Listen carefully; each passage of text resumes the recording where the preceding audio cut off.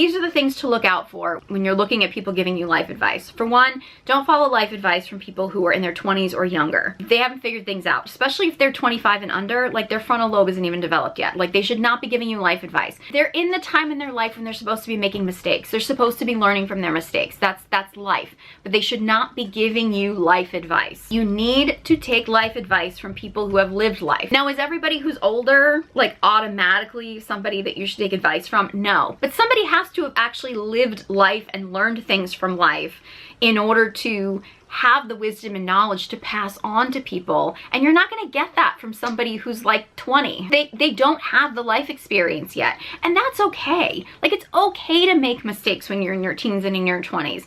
And hope that you make those mistakes and they don't become, you know, detrimental to the rest of your life. Like, that's the time you should be learning. You should be learning and growing. But that's not the time that having some platform of giving other people life advice, because you haven't lived life yet.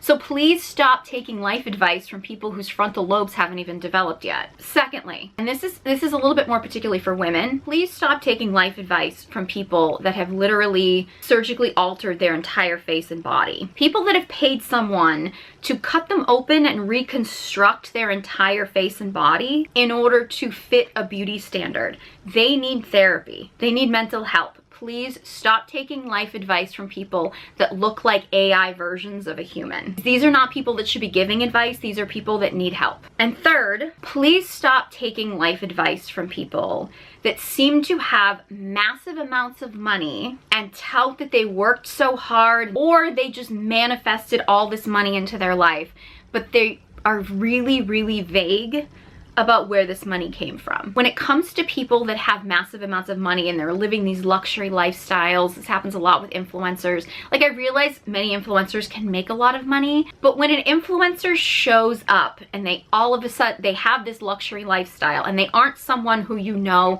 comes from a wealthy family or wasn't already a celebrity before they became an influencer, and they just have all this money all of a sudden, like before they've even built a following, and they just have this luxury lifestyle and they have all this extra money to like pour into their content to make this huge platform, and they always talk about their hard work and they talk about manifesting all this stuff in, but yet they won't really tell you where this money actually like directly came from. A lot of these influencers are actually hookers. A lot of them are. These are not people you want to take life advice from.